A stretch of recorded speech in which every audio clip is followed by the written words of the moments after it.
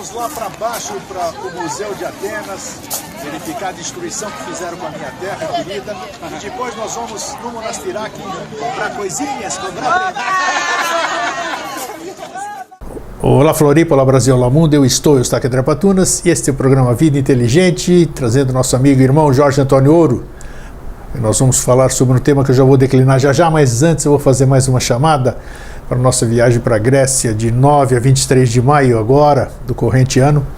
A turma já está crescendo e nós vamos fazer um belo de um roteiro diferente dos outros anos. Vamos visitar Mykonos, Santorini, Delos, Rhodes.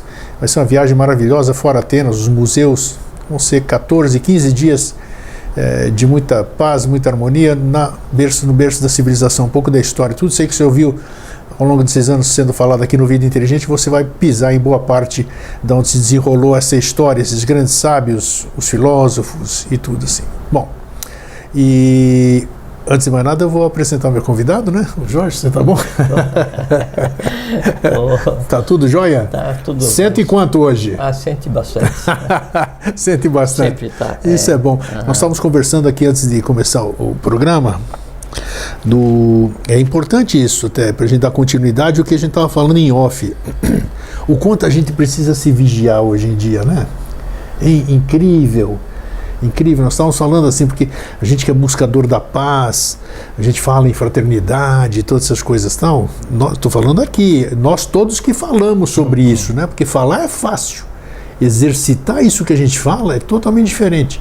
Então, quantas vezes a gente tem, nós estávamos discutindo aqui, debatendo há pouco, quantas vezes a gente tem que se controlar com algumas coisas que afloram em nós, que eu até desconhecia, que não sabia que estavam aqui, e que a gente tem que dominar aquilo, né? Como você bem disse agora há pouco, fora do ar, né?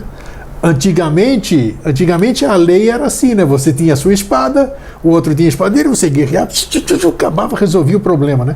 Só que hoje nós estamos restritos a outras leis, como você bem disse há pouco, e a gente tem que ou respirar fundo, ou contar até 2 milhões e 500. É interessante isso, né? Para a gente abrir aqui, antes da gente falar do nosso tema. E é uma coisa muito interessante que assim... sempre a polaridade anda junto, né? Porque senão já teria sido resolvido, não era a polaridade. Então, como a gente vive em um novo ciclo já, onde a fraternidade, o amor universal, assim, são palpáveis, perceptíveis, né? E então tem um poder descomunal, né? A contraparte também priva do mesmo poder instintivo, né? Então, hoje se tem muito mais fraternidade, né? Então, a fraternidade é muito mais especializada, muito mais refinada, e a fúria, ela também é muito mais refinada, porque sim, obrigatoriamente o que alimenta o amor, né, e a fúria é a mesma coisa, é a mesma tônica. A bateria é uma só, o uso é que faz as coisas diferentes, né? Então é um grande desafio viver hoje, né? Principalmente se você tenta ficar em paz, buscar paz, trabalhar pela paz, se preocupar com os outros, aí todos os dias você tem que ter um argumento para recomeçar, para continuar. Nessa semana passada, daí eu sempre me questiono, né, assim, se vale a pena continuar, né, se isso que a gente se esforça dá resultado em todas as escalas, né. E aí eu estava passando lá no condomínio onde eu moro, assim, tem uns arbustos pequenos assim, e daí eu achei um ninho de beija-flor. Eu já vi, que lindo que é, né? Não, e aí os dois filhotes sozinhos no ninho, né? Então daí eu fiquei sentado, fiquei observando, né? Daí eles disseram, pô, a coisa toda ela vale a pena, né?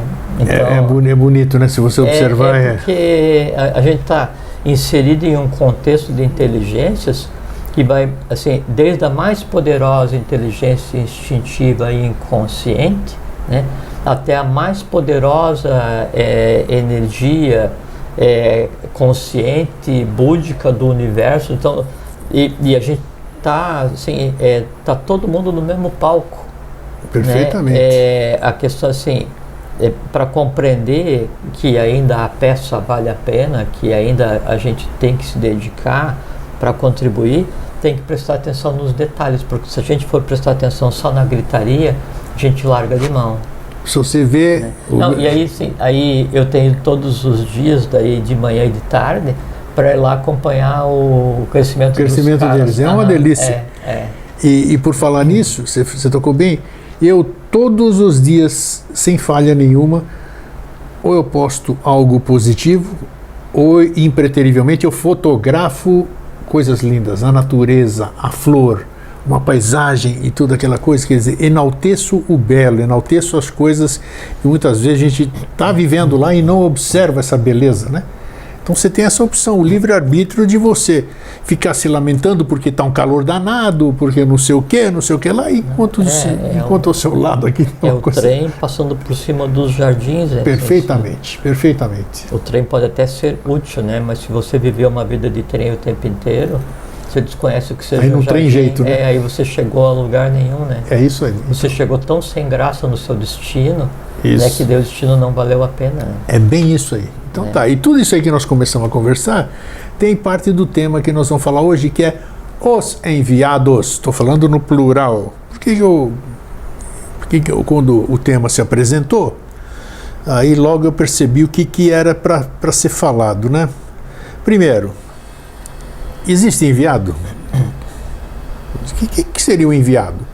Esses avatares que vieram, bodhisattvas, sei lá qual a denominação que você queira dar, que apareceram por aqui, eles foram enviados por alguém? Que importância eles tiveram na história? Né? Existem essas pessoas que nós vamos citar hoje aqui, nós vamos falar sobre elas comandaram em todos os tempos a espiritualidade das pessoas, assim como continuam comandando e não sei até quando, né?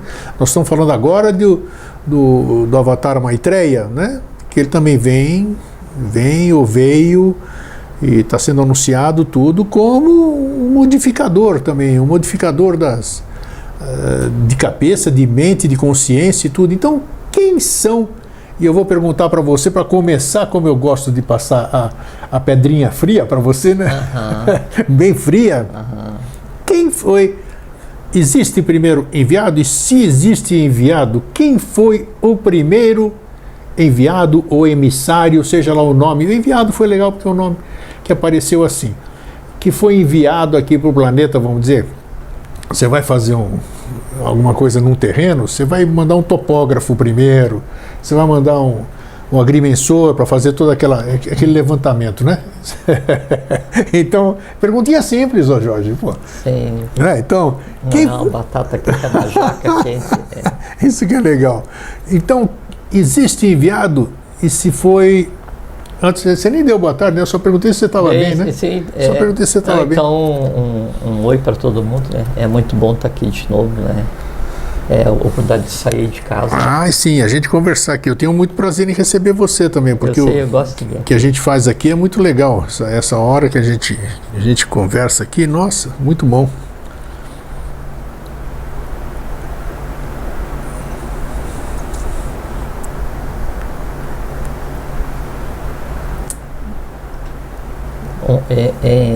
Enviado, do ponto de vista etimológico, é só aquilo que é colocado no caminho, né? Colocar alguém no caminho é o enviado, né? Que é colocar via de caminho, e o AR, o ADO ou AR de enviar, aí é reformadora de verbo, né? Então é colocar alguém no caminho. Você daí, na tua pergunta, você definiu parte do processo que é o que produz o que a gente chama de enviados, né? Que é quando então você vai fazer alguma coisa, você tem que mandar alguém antes para preparar, para depois então começar a fazer o que você realmente quer, né? Então, primeiro não existe assim um enviado 100% consciente, como representante de um Deus antropomorfizado que vem para fazer alguma coisa, né? Assim como não existe aquele que é o interlocutor para com Deus, e aí tudo tem que ser através dele, Tem uma fala do próprio Jesus, o Joshua, que também são nomes profanos, né? Não tem nada a ver com o nome dele, né? Sim. Que ele fala o meu pai e o teu, né? O meu pai e o vosso, né? Porque então cada um tem o seu próprio, né? Então não tem a figura de um que representa a divindade antropomorfizada. É um conglomerado de inteligências que dá sequência a um processo. Então, teve um movimento da lei que envolveu exatamente isso que eu citei, que foi o Jesus, né?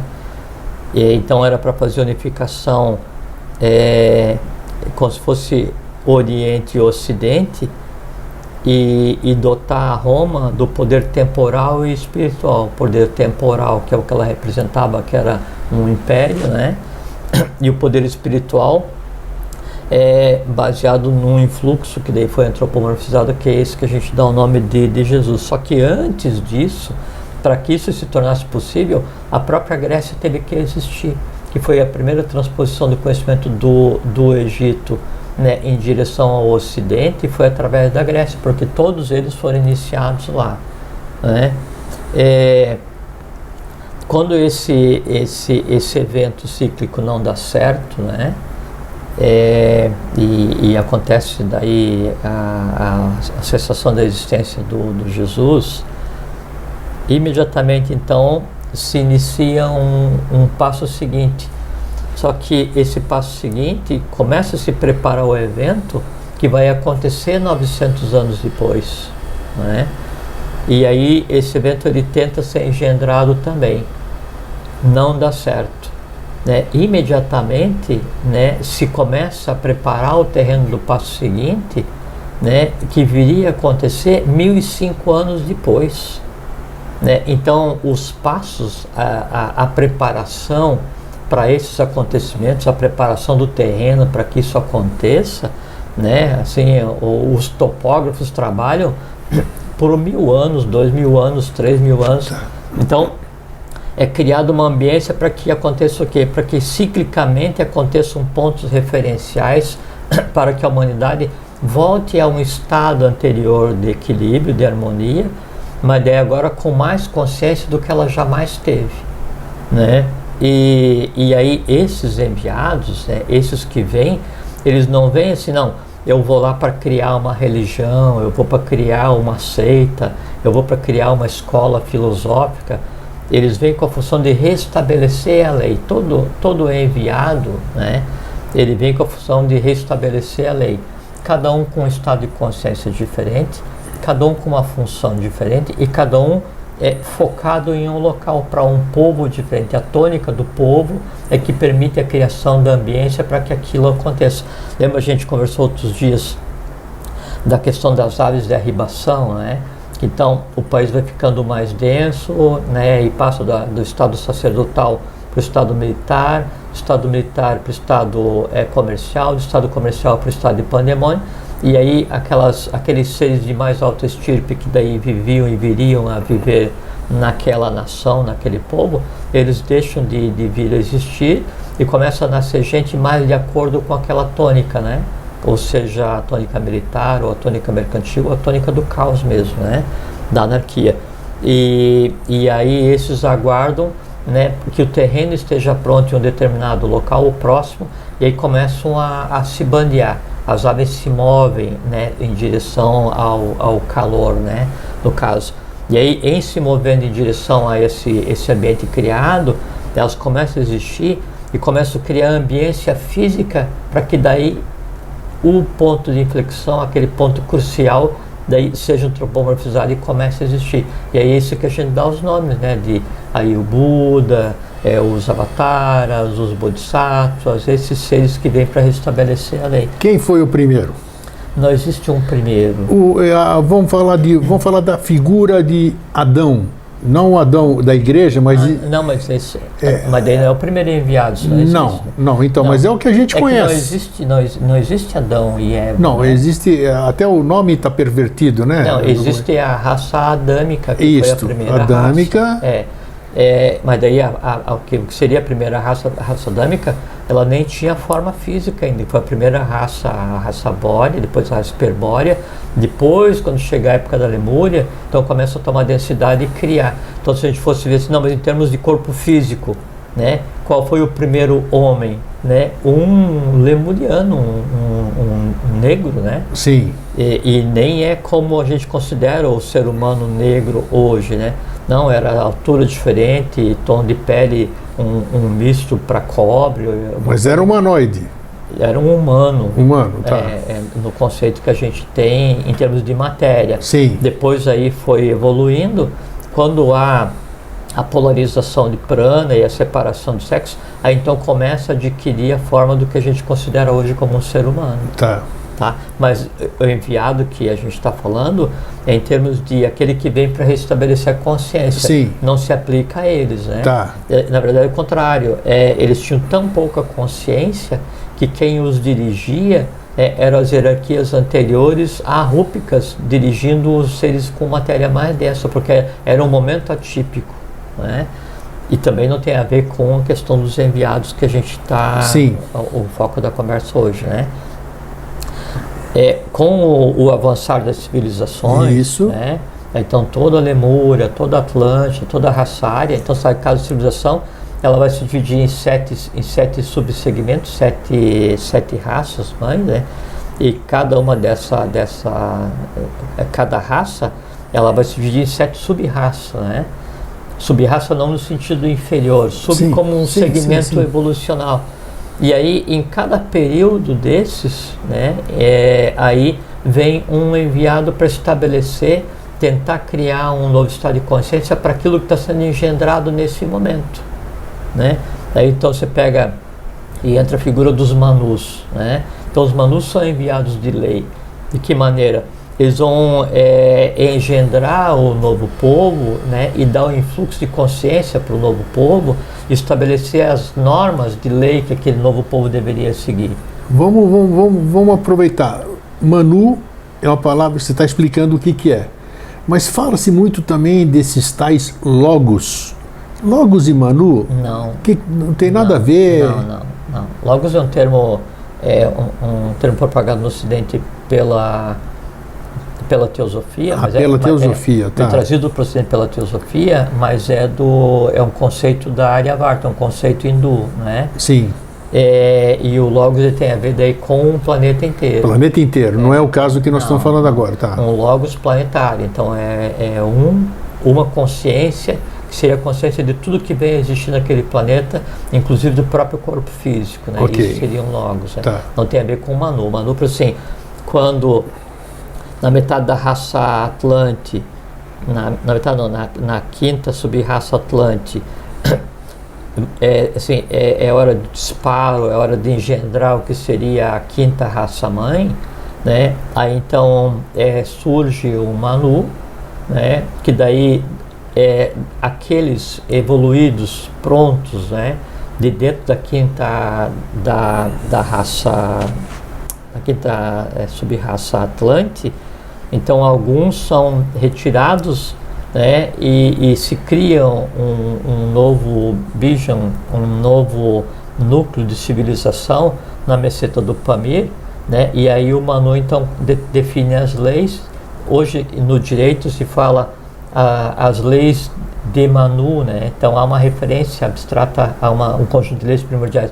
Mas não é as leis porque ele existiu fisicamente mesmo, né? E esse Manu da quinta raça é o Manu Vaivasvata. Vaivasvata, é isso que eu ia te perguntar, o nome. Então esse é o primeiro que a gente... Não, antes dele sempre existe um que vai engendrar. Sim. Né? O que acontece é que o que a gente considera como história tem poucas referências sobre esses, né? Mas sim, da mesma forma como existe o Manu que vai agir no início de uma raça, e ele é um enviado para criar um novo influxo de civilização de consciência, No final daquele ciclo aparece então o início chama Manu semente, né? E no final chama Manu colheita, porque daí ele é o resultado de tudo que aconteceu naquele período. Que período? 1 milhão de anos, 2 milhões de anos, 5 milhões de anos, 15, 20 milhões de anos, todo aquele processo então gera o quê? Um resultado de consciência que é a base da próxima raça, né? Nesse intervalo entre o Manu inicial e o Manu final de uma raça, para cada uma sub-raça, para cada ramo racial, tem um enviado, tem um influxo, né? E ele vem como um adepto, como um sábio, como um iniciado, né? Ou ele vem para tentar restabelecer de maneira geral um Bodhisattva, um Buda, ou quando chega aqueles grandes momentos cósmicos, né? Então daí vem os avataras, né? Que é como a gente está experienciando nesse momento com o Avatara Maitreya, né? Eu disse Maitreya Buda, né? Mas o Avatara ele tem consciência diferente do que seria o próprio Buda, que a gente tem referência como o Buda oriental, que é o Siddhartha Gautama, né? O Buda. E esse processo acontece assim, quando vai haver um movimento evolucional, então a própria questão de consciência ela é dividida em 7 segmentos, né? As chamadas 7 linhas. E esses grandes ciclos evolucionais, que tem um nome também em sânscrito, que é Pramanta, né? Até a tradição do Pramanta que deu origem ao próprio a história que se conta hoje com relação ao nascimento de Jesus, né, da manjedoura, do estábulo lá onde é que nasceu, as coisas assim, é que daí Pramanta é uma cruzeta, são 4 pontos que se cruzam, Sim. né? Daí o ponto onde as duas varas, né, o norte, sul, leste, oeste, se encontram, o ponto no meio é onde acontece a fricção evolucional. Da fricção evolucional é que surge Agni, que é o fogo sagrado, né? É como sabe. Ao mesmo tempo você está dando um dos significados da cruz, né? Sim. É isso aí, exatamente a origem da cruz é exatamente isso que está falando. Não tem nada a ver com a religião católica. Exatamente, mas o símbolo de uma... No Egito tinha a cruz ansata, os celtas tinham, druidas, caldeus, babilônicos, persas, todo mundo usa o símbolo, porque é o símbolo da evolução. E aí então na tradição védica tem o Tuastri e Maya, que são o pai e mãe de Agni, né? E aí através da fricção, né, Agni vai surgir, né? E Agni surge, e a primeira manifestação em termos de matéria de Agni é Vak, né, que é o verbo, né? Aí por isso se cria a manjedoura com Jesus. Isso, toda aquela simbologia, que é uma simbologia. É uma simbologia que é repetida em várias tradições, a mesma simbologia a Igreja Católica adotou. O que não invalida. Claro. Sim. Né? Vamos terminar. Eu te interrompi. Aí tem aí tem as 7 linhas de evolução, né? E por isso que são daí 7 raças mães, 7 sub-raças, ramos raciais, e aí esse conjunto de 7 vezes 7, mas não sei o que e tal, daí define quantas vezes cada mônada vai reencarnar em cada ramo racial. Então é uma mecânica assim preciosíssima, assim, Sim. sabe? E ultra precisa. Então daí tudo vai acontecer em 7 linhas de evolução dentro desse Pramanta, né? E aí algumas noções, algumas referências desses seres ligados a essas linhas de evolução, e que se pode considerar também como enviados de lei para contribuir para que a humanidade ela siga o seu caminho, são as chamadas linhas do Pramanta. Você já deve ter ouvido falar, porque assim, quem lê assuntos filosóficos, uma ou outra vez já cruzou com o nome Moria, né? Do mestre Moria que falam, né? Sim. Ou Kutume, né? Então é que daí Moria e Kutume, isso daí não são nomes de uma pessoa, são nomes de toda uma linha. Linhagem. Exatamente, toda uma linha de seres que trabalham, né? E aí elas são 7, né? 3 são chamadas rúpicas e 4 são rúpicas, né? A Najib Rakovsky são linhas arrúpicas, né? Então, quando se fala de mestre R ou mestre Rakovsky, tem que tomar muito cuidado, porque o próprio Rakovsky pertencia, né, a uma linha que não tinha um trabalho efetivo direto, né? Quando se fala em kutume, kutume é plural, né? O singular é kutumpa. Então, vamos supor que você seja da linha kutume, daí teu nome é grego e você é um kutumpa, né? Você é um iniciado da linha kutume. Então Ala Najib Rakovsky, Hilarião, Kutume, Serapis e Moria, as 7 linhas do Pramanta, né? E aí, dentro dessas 7 linhas, então ela vê assim, desde o engendramento inicial do processo, e aí essas linhas se dividem, cada uma delas em 7 aspectos, e cada uma desses aspectos se divide em 7 subaspectos, né? É como se fosse a própria evolução da humanidade. E daí, então, dentro desses aspectos e subaspectos, há um conglomerado de seres, cada um com um trabalho específico. Então ele vem, tenta restabelecer a lei, cria uma escola filosófica, quer dizer, dá uma filosofia, se retira e se transforma em uma escola, né? Sempre com um trabalho a fazer, sempre com um trabalho a fazer, cada um respeitando o outro, né? Nunca agindo em conjunto no mesmo local. E o principal é assim, qualquer que seja o nível do enviado, desde um Buda, desde um Avatara, até um adepto, não importa qual é o nível do adepto, primeiro, segundo, terceiro grau de adeptado, obrigatoriamente ele não pode interferir, né? Então, qualquer que seja enviado, ele vem e indica a direção, contribui, né, dá opinião, passa o ensinamento e se retira, porque a humanidade tem que seguir os seus próprios passos, né? Mas o que acontece é assim, tem uma expressão latina,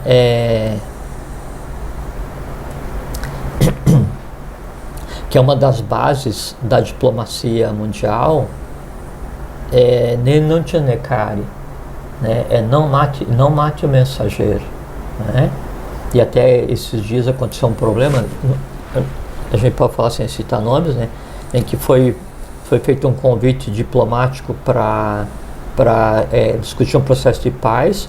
Aí um país enviou o diplomata, e aquele que tinha sugerido para fazer o processo em encontro de paz, né, matou o diplomata. Então isso é um erro que não se praticava, né, e não se pratica nem na época das guerras, assim, que dizem Roma contra os bárbaros, né, gregos contra os persas. Ainda assim, né, nunca se matava o mensageiro, né? E a gente está no momento atual da humanidade, num pandemônio social de tal monta que até os mensageiros são mortos. Mas, fecha parênteses, o que acontece daí nesse Nenantianekari é que quando vinham, quase sem exceção, os mensageiros da divindade, os enviados para tentar restabelecer a lei, a humanidade dava cabo neles, né? Sempre, né? A história pelo menos conta isso, né? Praticamente todas as vezes. Ou matou diretamente, né? Ou matou indiretamente, que assim, a ambiência, né, humana, para que o enviado pudesse propagar a sua voz, ela era de tal forma caótica e de tal forma inapropriada, que aquilo antecipava a morte do mensageiro, né, trazendo para a humanidade todos esses ônus, né, de dar cabo antecipadamente de todos aqueles que vieram tentar restabelecer a lei. E aí vai de Sócrates a Jesus. Nós já discutimos sobre isso, que a gente falou, eu disse aqui que todos falharam, e na verdade não falharam. Não, né? falharam, não. Eles só não conseguiram chegar onde... É como um quebra-cabeça, onde cada pessoa tem uma peça. Sim. Sabe? Aí ele vem e coloca a peça no lugar, o outro vem e coloca a peça. A gente olha assim, puxa, mas o quebra-cabeça está inacabado, né? Ou o que veio antes, você não terminou o quebra-cabeça. Aí fala para você, claro que não, eu só tinha uma peça, né? Mas ele vem e coloca a peça. Geralmente ele coloca essa peça ao custo da própria vida, né? E isso que tem acontecido. Ele pega todos, né? Quase sem exceção. Vamos voltar sem interromper. Eu sei que isso é bom de raciocínio. Se nós estamos falando do Vaisvasvata, que é o Manu, vamos estabelecer essa linha para que eu entenda e que as pessoas que estão assistindo entendam.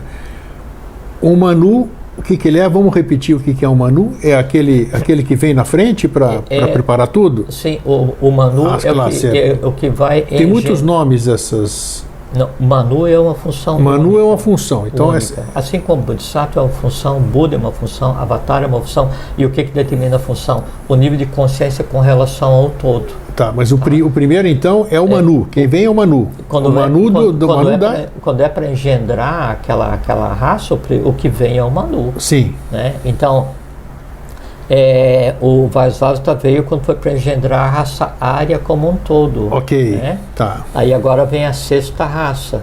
Vai vir novo Manu ou já veio o novo Manu? Tem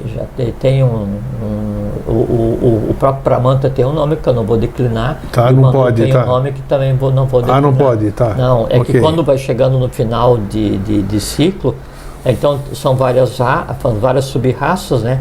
Dentro de cada sub-raça um ramo racial. Aí chega um momento em que aquele ponto de lançamento para o seguinte. Então se cria o que chama de oitavo ramo racial. Sim. Né? E quando é criado o oitavo ramo racial, então esse ser tem que estar presente, porque ali está sendo gestada em todos os planos a semente da raça seguinte. Né? E aí isso é uma coisa assim de grande impacto, e por isso que isso coincide com o surgimento daí do Avatara. Tá, então diz que chegou onde eu queria e afunilou. Manu e Avatara, vamos. São seres diferentes. São seres diferentes e funções diferentes completamente. Tá, mas agora nós estamos falando época de Maitreya e época de Manu. Como é que eles trabalham? Como é que caminha isso aqui? É que o Manu ele veio preparar a ambiência para que Maitreya pudesse acontecer. Tudo bem, tá. Né? E Maitreya é um. O Manu, como você disse, é um ser físico também. Todos são. Todos são físicos, todos ok. São. E todos vêm com colunas também? Os Manus também vêm? Todo mundo vem com coluna? Vem com coluna. Tudo vem em três? A coluna com coluna, coluna com coluna.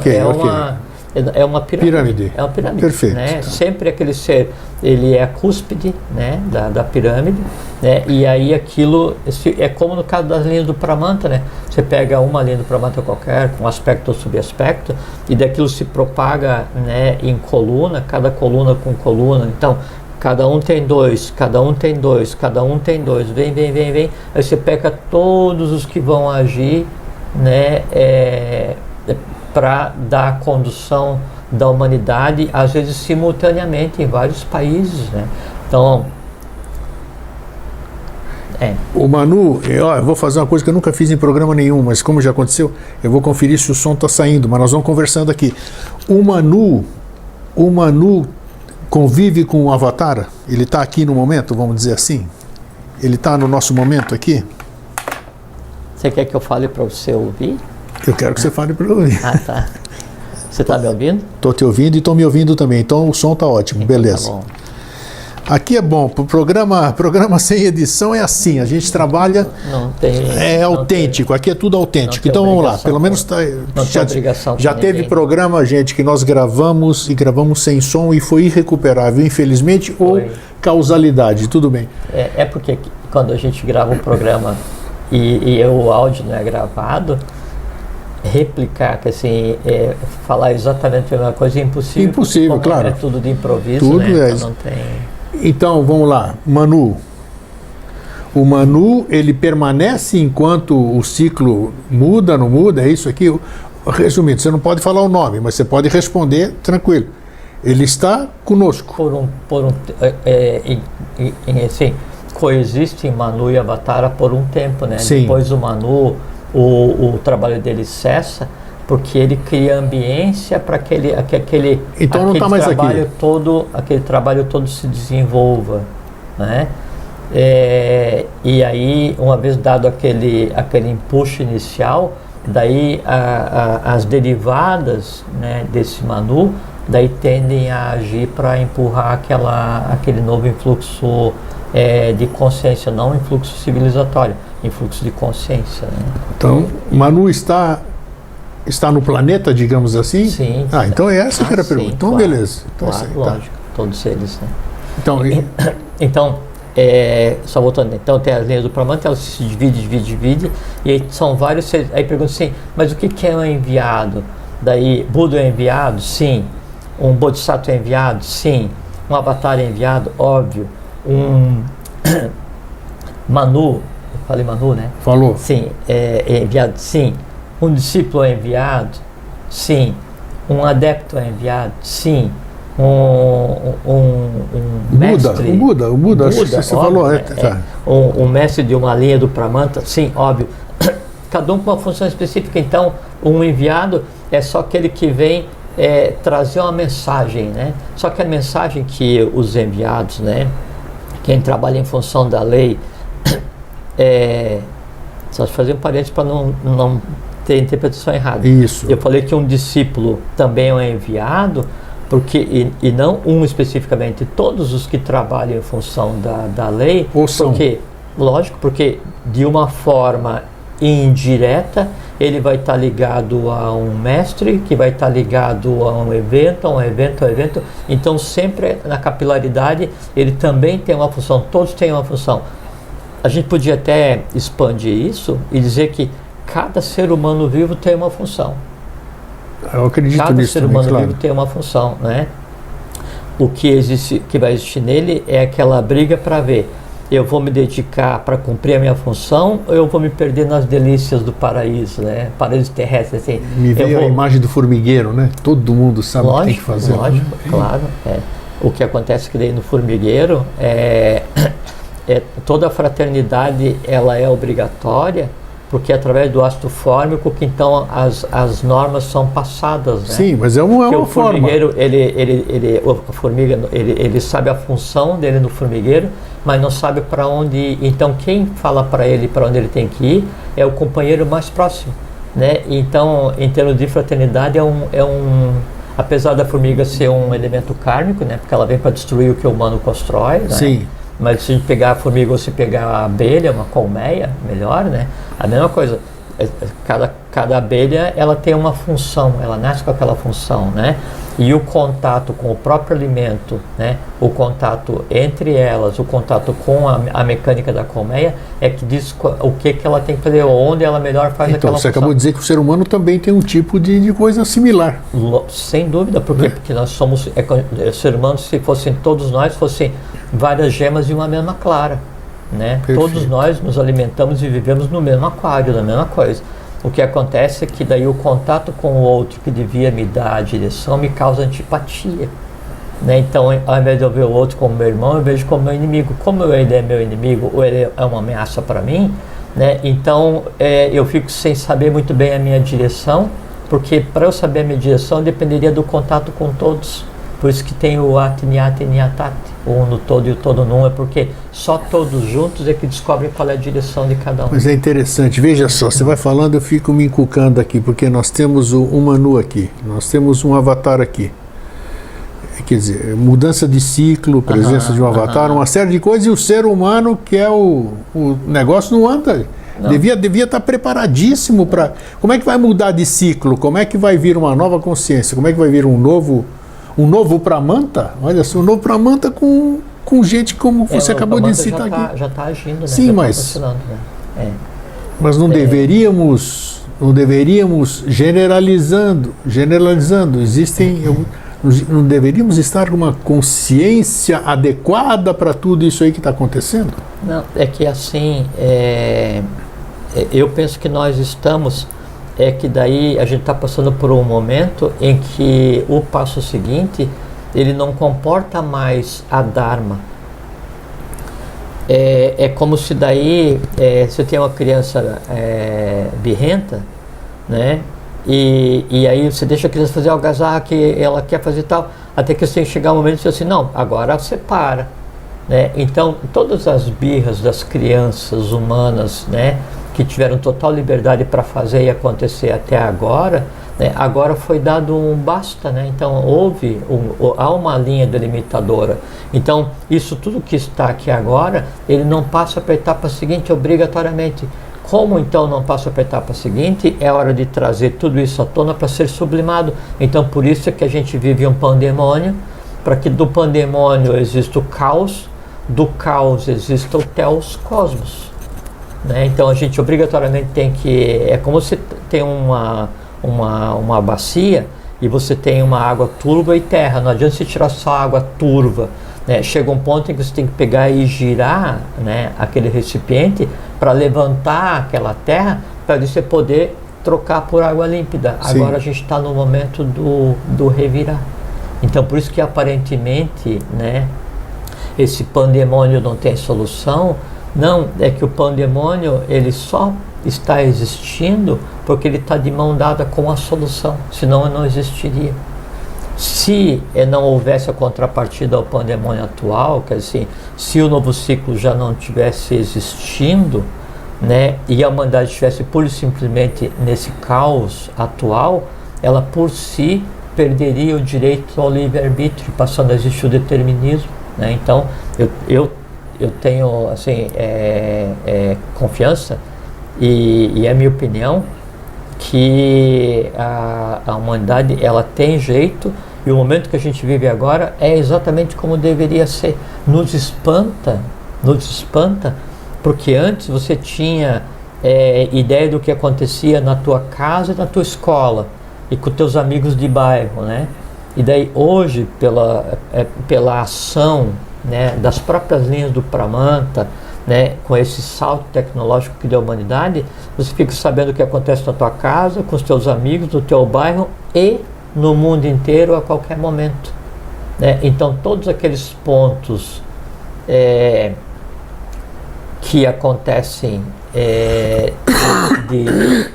de revolver, né, de criar atrito, eles são exteriorizados e vistos, né? E aí isso nos causa espanto. Mas o mundo, ele sempre foi assim, cada povo sempre teve a sua coisa para resolver. O que existia antes é que cada um cuidava da sua parte, né? E aí para cada um vinha um grupo para tentar resolver. Você pega, por exemplo, assim, Pitágoras. Pitágoras é um enviado, né? Um adepto de alto estilo. Sem dúvida. Ligado às linhas do Pramanta, tudo, né? Daí ele é instruído, fica 21 anos, né, no Egito, depois ele vai para a Líbia, vai para a Síria, vai para a Babilônia, né?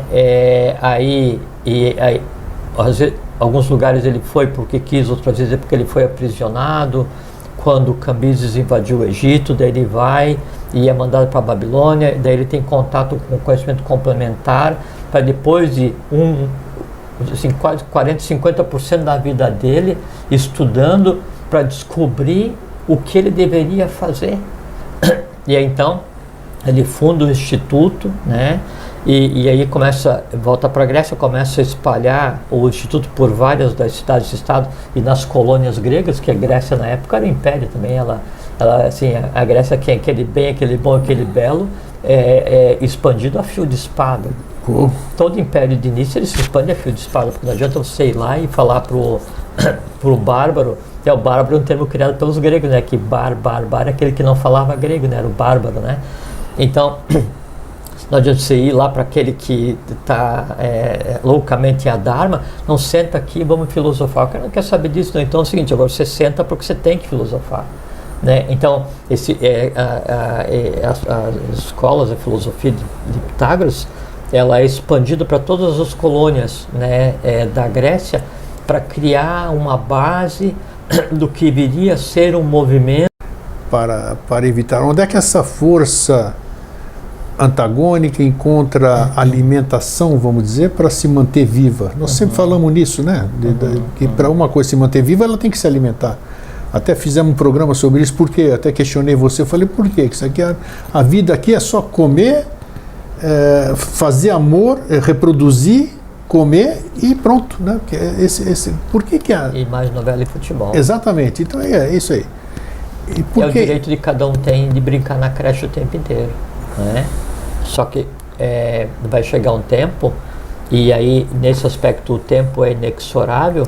Tem um monte de lesa evolução hoje com ele. Que ninguém consegue ficar na creche a vida inteira porque ele vai crescer, não existe creche para adulto. Tá. Né? Boa, e quando ele fica na creche o tempo inteiro, e daí ele fala para ele assim, amorosamente, olha, agora você tem que ficar do portão para fora, porque se não é mais criança, se é adulto.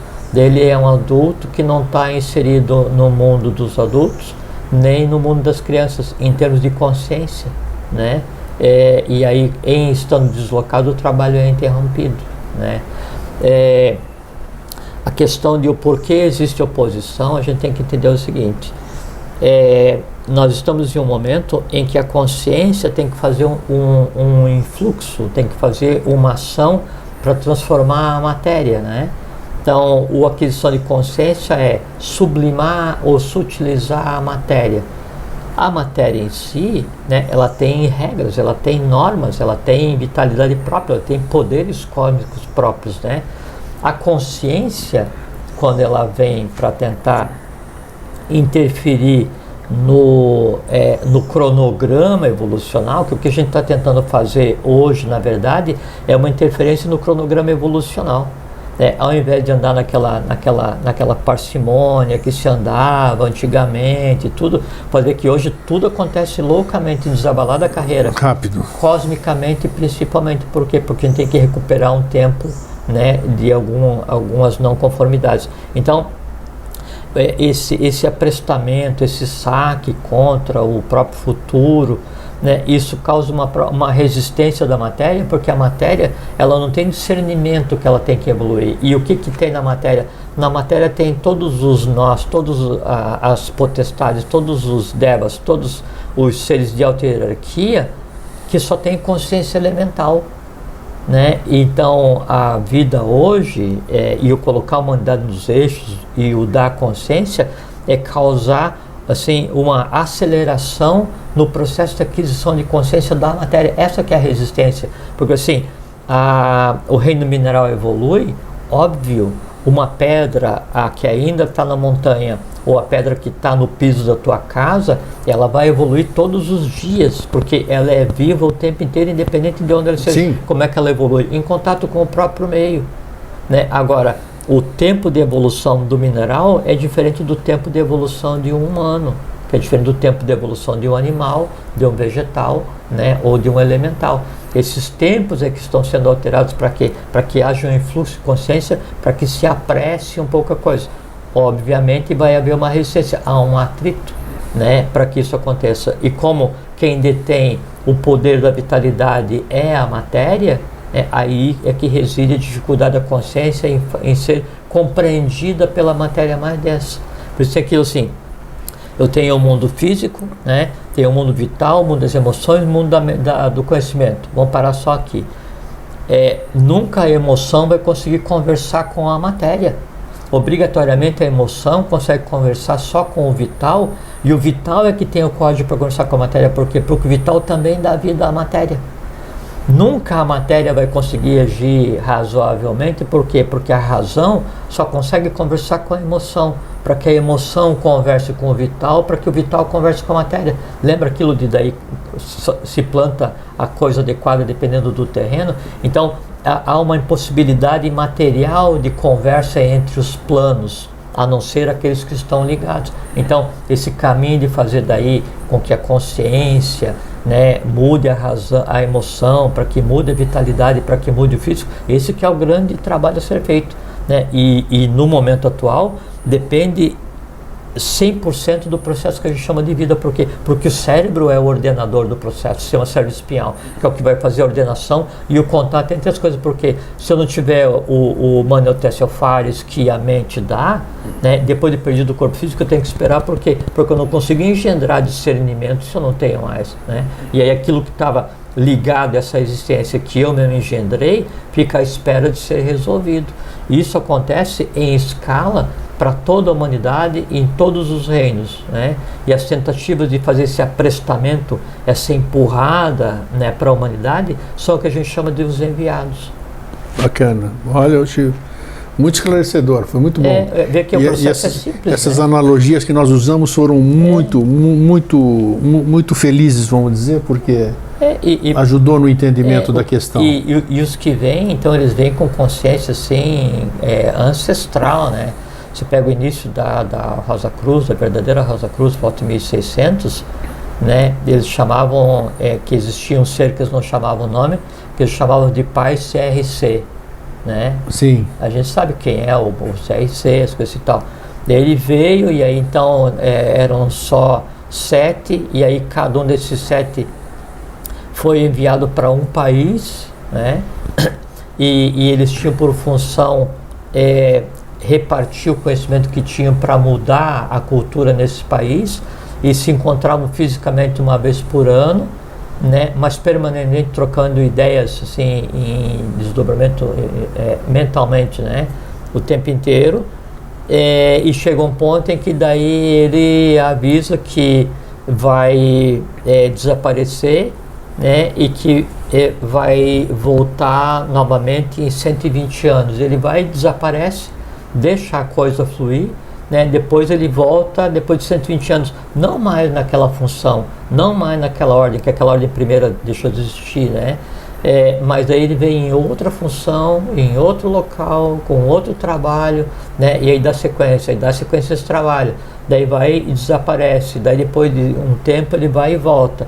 E aí volta como? Ou volta o próprio corpo, ou volta só a consciência em um outro corpo. Então o processo em si, ele é cheio de nuances, né? Mas a mecânica é simplicíssima, porque a função é simplesmente trabalhar para que a humanidade volte, né, a aquele estado de Dharma. Tem aquela conversa de Arjuna, que representa a humanidade, com Krishna, que representa a divindade. Todas as vezes, ó, lá no que Dharma declina e a Dharma se levanta, eu me manifesto, e segue, né? Então, esses ir e vir, né, da humanidade, é isso. Então, se manifesta a lei, independente de quem seja, aí tem um influxo, se recolhe a lei e deixa a humanidade evoluir por si. Faze por ti que eu te ajudarei, né? Quando a coisa toma um rumo inadequado, se manifesta. E mesmo que a coisa esteja indo naquele rumo assim, né, naquela oitava, então, já que essa oitava funcionou, então vamos agir uma oitava acima. Daí vem, pá, traz um síntese, ele leva a humanidade inteira aqui, até que chegue um ponto em que isso não seja mais necessário. Enviados, Budas, Bodhisattvas, adeptos, Manus, avataras, eles têm um tempo para existir, que é o tempo de colocar a humanidade inteira de volta no eixo, né, de volta no caminho. Até todo mundo chegar à sua maestria. Exatamente, todo mundo chegar ao máximo de consciência que lhe compete de acordo com a sua idade. Né, que assim, na creche todo mundo ainda vai ter a professora, ainda vai ter o pessoal que cuida, o pessoal que alimenta, ainda vai ter criança, ainda vai ter as árvores na creche para as crianças brincar, ainda vai existir o som, a gritaria, a brincadeira, tudo. Só que a diferença de um estado de consciência para um estado de pandemônio é que no estado de consciência todo mundo está no seu perfeito e exato lugar onde experiencia paz e tudo felicidade. Flui. Ponto. Aí todos são iniciados, todos são enviados de quem? De si mesmo. É isso aí, brilhante, muito bom. Em cima da pinta e ó, tem ponto final. Hoje foi assim.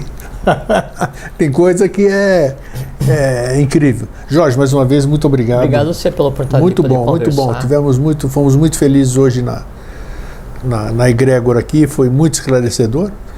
E tá aí, né? Vamos agora, porque é bom a gente falar sobre isso, esses temas que se apresentam, a gente, o escopo do Vida Inteligente desde o começo, pelo menos do Mosaicos do Novo Ciclo, né?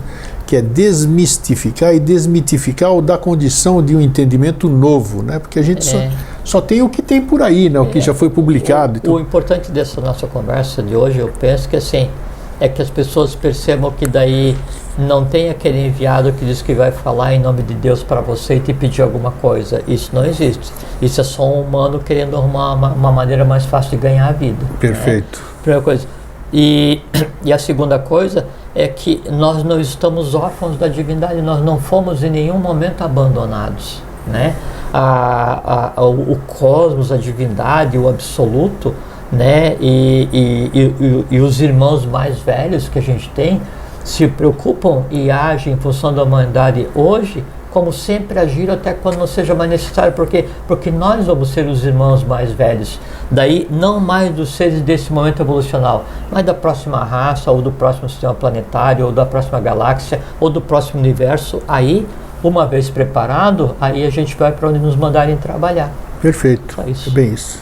Então é isso aí, gente. Para vocês que ficam, um fraterno abraço e um feliz sempre. Fiquem bem, fiquem em paz, tenham uma boa vida.